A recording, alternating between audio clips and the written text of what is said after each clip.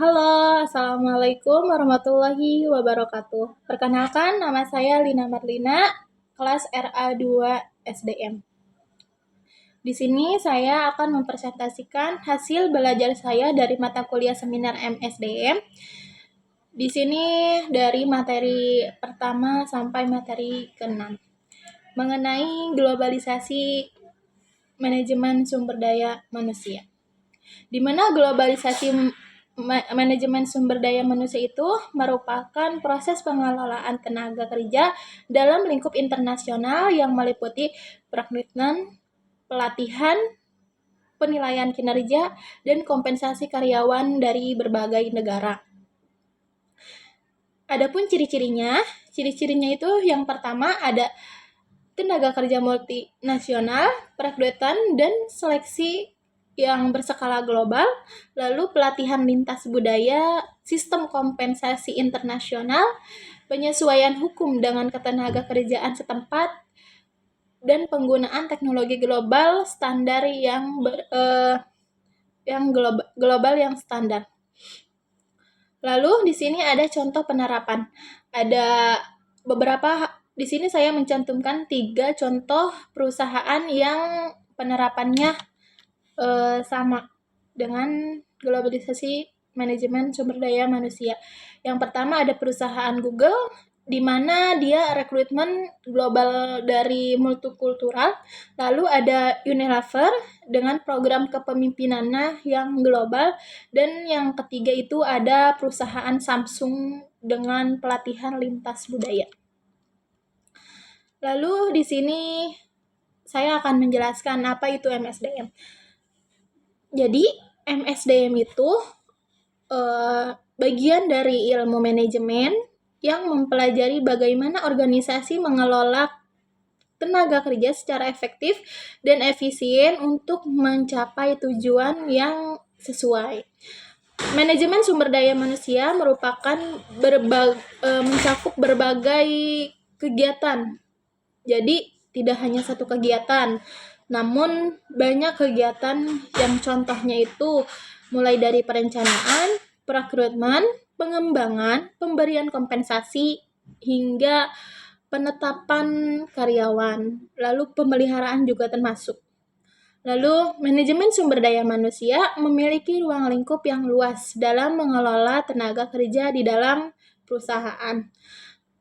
Menurut di sini ada definisi. Menurut Mangkunegara bahwa fungsi MSDM itu terbagi menjadi 2 kelompok. Yang pertama itu fungsi manajerial dan yang kedua itu fungsi operasional.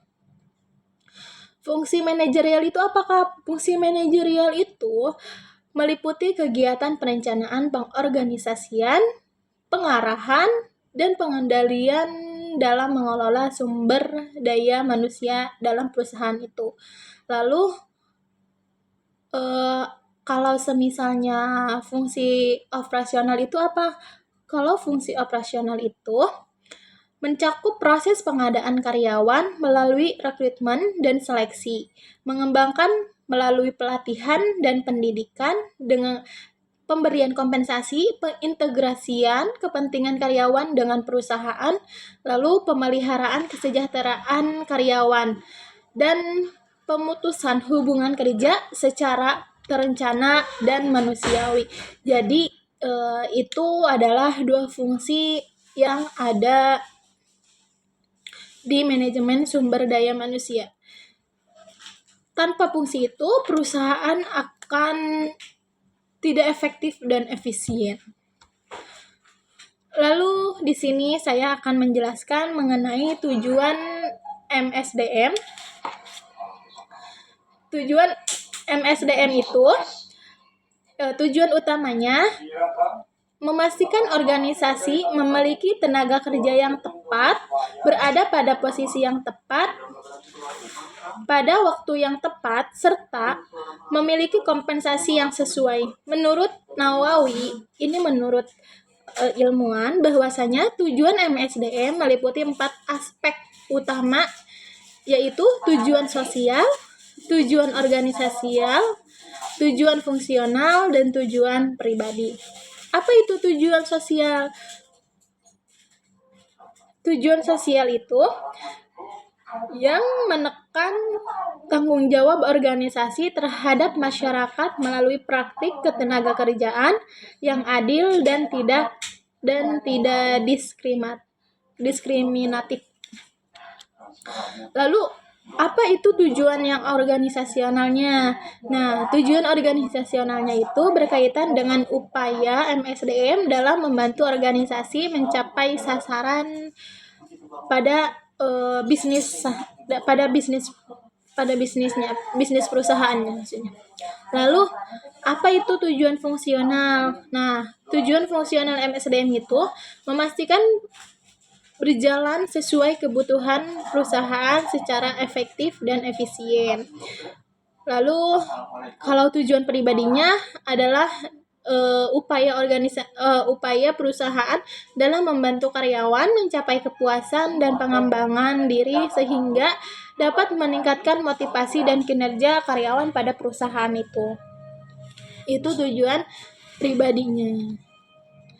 Lalu di sini saya akan menjelaskan mengenai apa itu staffing. Nah, staffing itu merupakan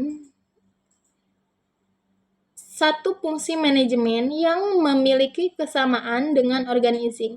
Tapi beda, staffing lebih berfokus pada kegiatan pengenalan dan penyesuaian karyawan, serta sumber daya perusahaan di posisi yang paling sesuai dengan bidang keahliannya. Jadi staffing itu lebih ke penempatannya di mana, terus keahliannya di mana dan penempatannya harus sesuai dengan keahliannya gitu. Lalu staffing tidak hanya sebatas berhubungan dengan tenaga kerja, tetapi juga mencakup pengelolaan seluruh sumber daya di dalam perusahaan, termasuk inventaris, peralatan, serta sumber daya manusianya gitu. Itu merupakan definisi mengenai staffing.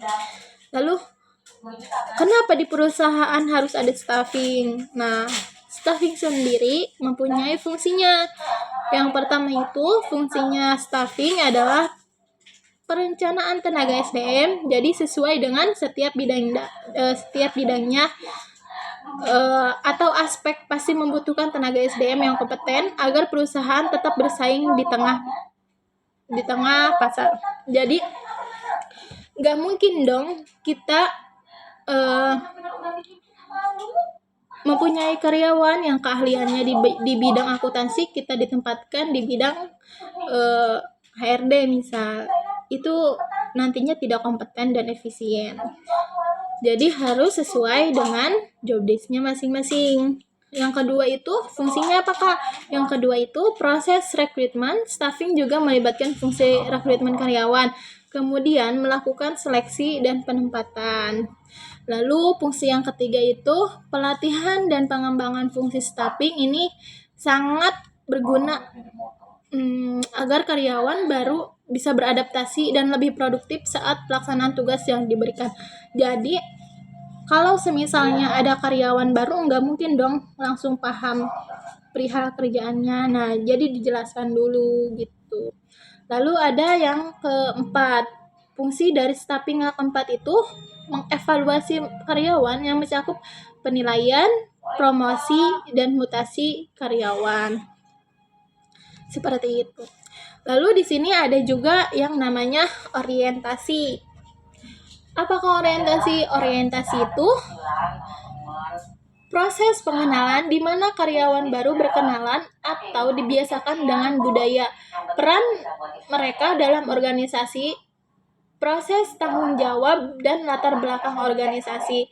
Orientasi karyawan juga dikenal sebagai orientasi yang melibatkan proses-proses tertentu. Contohnya, perkenalan dengan rekan kerja, sesi pelatihan dan bimbingan, dan pencerahan dengan informasi penting.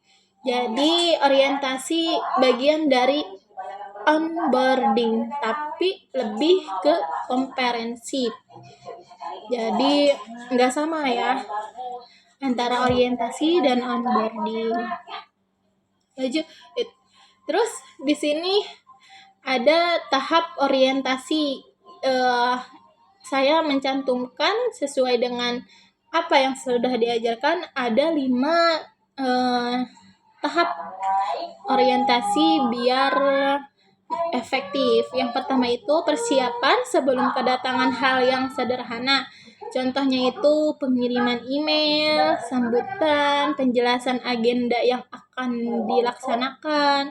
Lalu ada yang namanya sapa melalui telepon, itu via online. Lalu ada yang kedua. Yang kedua itu hari pertama yang berkesan, yaitu dengan cara pengenalan, kayak sesi bersama, penjelasan struktur organisasi, dan penilaian perusahaan. Jadi memperkenalkan kepada karyawan baru perihal perusahaan kita. Lalu ada yang ketiga, yaitu tindak lanjut yang bukan untuk mengevaluasi semata, tapi juga untuk memberi ruang bertanya, memberi umpan balik, dan membantu beradaptasi. Jadi setiap karyawan baru pasti mempunyai pertanyaannya masing-masing. Nah, kita sebagai karyawan lama ataupun sebagai staff harus bisa membuat karyawan baru aman dan nyaman gitu. Jadi jangan terlalu menekan perihal tanggung jawab, tapi juga memberi ruang bertanya untuk karyawan baru. Lalu yang keempat ada pelatihan teknis bertahap supaya tidak membebani karyawan baru dengan informasi. Jadi jangan asal ngasih kerjaan, tapi juga diberitahu caranya seperti apa gitu. Lalu yang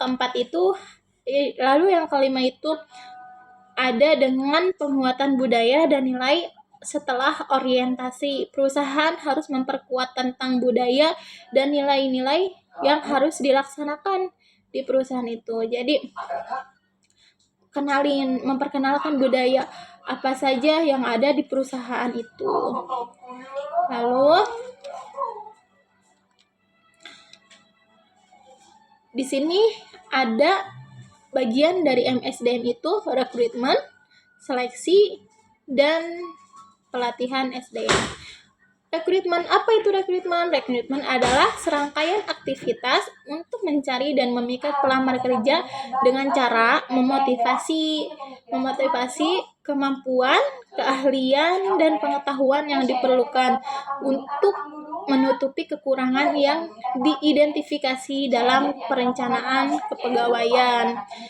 Jadi memotivasi karyawan baru. Lalu ada yang namanya seleksi. Seleksi itu adalah proses pemilihan dari sekelompok pelamar yang paling memenuhi kriteria seleksi untuk posisi yang tersedia di dalam perusahaan. Jadi kita sebagai yang punya perusahaan tentu harus mencari dan menyeleksi mana saja nih yang lebih kompeten untuk bergabung di perusahaan kita. Kriterianya biasanya apakah? Kriterianya biasanya dari segi pendidikan, pengalaman kerja, kondisi fisik, dan kepribadian karyawan baru itu.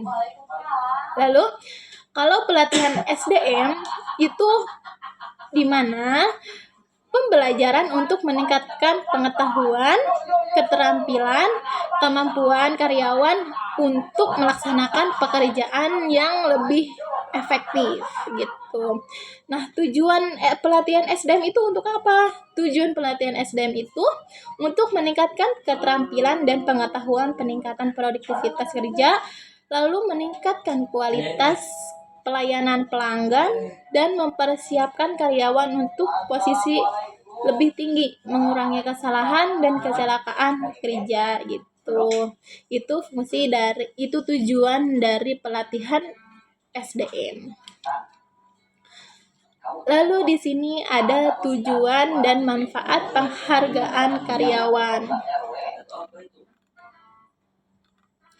Tujuan dan manfaat penghargaan karyawan. Kita ke penghargaan dulu. penghargaan itu apa sih, Kak? Nah, penghargaan karyawan itu adalah salah satu bentuk apresiasi yang diberikan oleh perusahaan kepada karyawan atas kontribusi dan kinerja yang telah dilakukan. Jadi, agar itu juga salah satu motivasi buat karyawan ya, karena penghargaan juga bisa membuat kita lebih semangat untuk bekerja gitu. Lalu tujuannya apakah untuk tujuan ngasih penghargaan ke karyawan? Ada, tentu ada 5 tujuannya. Yang pertama itu meningkatkan motivasi dan semangat kinerja karyawan. Tentu itu sangat memotivasi. Lalu meningkatkan kepuasan kerja dan loyalitas terhadap perusahaan. Lalu yang ketiga, mempertahankan karyawan yang berprestasi. Dan yang keempat, menciptakan lingkungan kerja yang positif dan kompetitif secara sehat. Kalau semisalnya di dalam lingkungan kerjanya membuat karyawan nyaman, membuat karyawan aman, itu tentu akan membuat karyawan itu bertahan lebih lama di perusahaan itu. Lalu yang kelima dan yang terakhir itu mendorong peningkatan kinerja dan produktivitas karyawan. Jadi, kalau semisalnya karyawan dikasih penghargaan, itu tentu dia termotivasi untuk meningkatkan kinerjanya gitu, sebagai ya umpan balik gitu dari karyawan itu. Lalu di sini ada kompensasi dan perencanaan karir.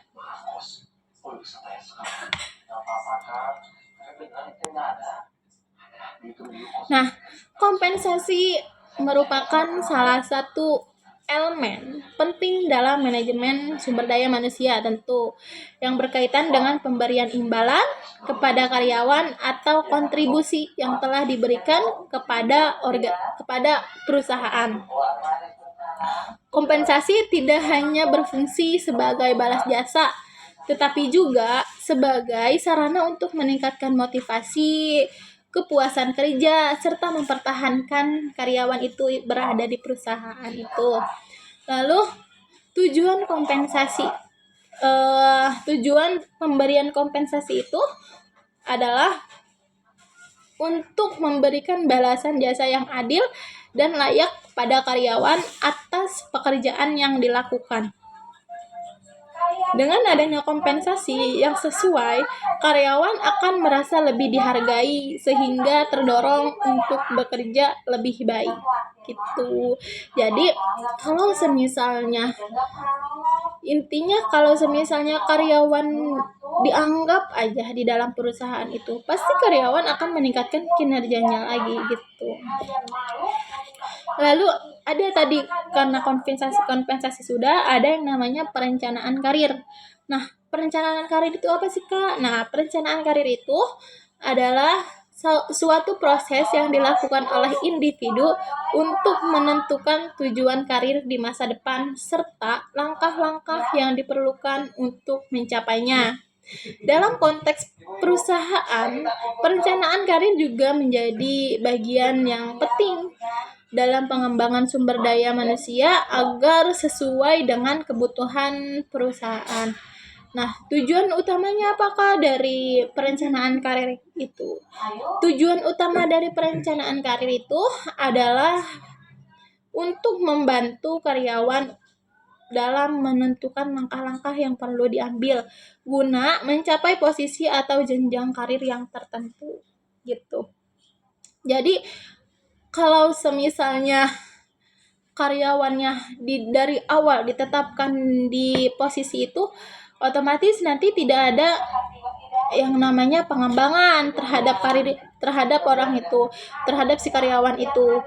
Jadi harus lebih ditekankan untuk menjadi lebih berkembang pada karyawan di perusahaan kita gitu. Lalu kan tadi mengenai kompensasi. Nah, di sini saya menjelaskan ada berapa jenis sih, Kak, kompensasi itu. Nah, kompensasi itu ada 3 jenis. Yang pertama kompensasi finansial gaji. Nah, Jenis-jenis kompensasi. Nah, kompensasi itu ada berapa jenis sih, Kak? Kompensasi itu ada 3 jenis. Yang pertama itu jenisnya kompensasi finansial yang berupa gaji atau upah bonus intensif komisi. Lalu ada kompensasi finansial yang tidak langsung, tunjangan kayak contohnya tunjangan kesehatan, tunjangan transportasi, dan asuransi fasilitas kerja. Lalu yang ketiga, jenis kompensasi non finansial, di mana jenis kompensasi non finansial itu seperti lingkungan kerja yang nyaman, hubungan kerja yang baik, pengakuan dari atasan, kesempatan pengembangan karir, dan fleksibilitas waktu kerja. Jadi enggak offset. Jam kerjanya itu kalau semisalnya 7 jam, 7 jam. Kalau semisalnya 8 jam, 8 jam. Jangan kerjanya SOP-nya 7 jam tapi kerjanya 12 jam. Itu sangat tidak efisien dan efektif. Lalu di sini ada tujuan pemeliharaan hubungan kerja. Nah, kita itu sebagai bos atau sebagai atasan harus membuat karyawan menjadi nyaman. Nah, pemeliharaan hubungan kerja contohnya, di mana tujuannya itu untuk meningkatkan produktivitas kerja karyawan, lalu meningkatkan disiplin dan menurunkan absensi karyawan, lalu meningkatkan loyalitas dan menurunkan turnover pada karyawan, lalu memberikan ketenangan, keamanan, dan kesehatan mental pada karyawan, lalu meningkatkan kesejahteraan karyawan dan keluarganya, lalu memperbaiki kondisi fisik, mental, dan sikap pada karyawan, lalu mengurangi konflik, serta menciptakan suasana yang harmonis di perusahaan, dan mengefektifkan pengadaan karyawan. Jadi itu adalah tujuan pemeliharaan dari hubungan kerja. Sebelumnya, hubungan tenaga kerja itu apa sih, Kak? Karena tadi udah dijelaskan tujuannya ya. Jadi definisi dari hubungan tenaga kerja itu hubungan yang timbul antara pekerja dan pengusaha setelah diadakan perjanjian sebelumnya oleh pihak yang bersangkutan. Jadi hubungan kerja itu hubungan antara karyawan dan karyawan, hubungan antara karyawan dan atasan, dan hubungan antara karyawan dan bawahan. Seperti itu. Lalu di sini ada faktor dan aspek yang ada pada manajemen sumber daya manusia. Faktor dan aspeknya itu kita ke definisinya dulu. Bahwa faktor yang mempengaruhi hubungan kerja itu ada 4. Yang pertama, komunikasi. Yang kedua, keadilan. Yang ketiga, kepemimpinan. Dan yang terakhir, lingkungan kerja. Nah, tujuannya itu untuk memotivasi. Memotivasi merupakan suatu proses yang dimulai dengan adanya kekurangan psikologis atau kebutuhan yang menimbulkan suatu dorongan dengan maksud mencapai suatu tujuan atau insentif. Lalu ada yang namanya kepuasan kerja. Kepuasan kerja itu merupakan suatu ungkapan emosional yang bersifat positif atau menyenangkan sebagai hasil dari penilaian terhadap suatu pekerjaan atau pengalaman kerja. Nah, di sini juga ada aspek-aspek kepuasan kerja. Yang pertama itu Di sini ada 5 aspek saya nyantuminnya. Yang pertama itu kerja yang secara mental dan menantang. Yang kedua, ganjaran yang pantas dan sesuai. Yang ketiga, kondisi kerja yang mendukung maupun dari kondisi mental, kesehatan, fisik, dan sebagainya. Lalu rekan kerja yang mendukung juga. Rekan kerja itu sangat berpengaruh ya teman-teman. Jadi hubungan antara pekerja dan pekerja itu sangat mempengaruhi semangat dan motivasi pekerja perusahaan atau karyawan. Dan yang terakhir itu ada kesesuaian kepribadian dengan pekerjaan. Jadi jangan yang emosinya yang membuat bubar bubar dalam bentuk produktif gitu dalam kegiatan bekerjanya. Jadi emosionalnya harus dikontrol gitu. Nah, mungkin hanya itu. Saya Lina Marina selaku mahasiswa RA 2 Manajemen Sumber Daya Manusia. Sekian presentasi dari saya mengenai mata kuliah Sumber Daya Manusia. Kurang dan lebihnya mohon maaf. Wassalamualaikum warahmatullahi wabarakatuh.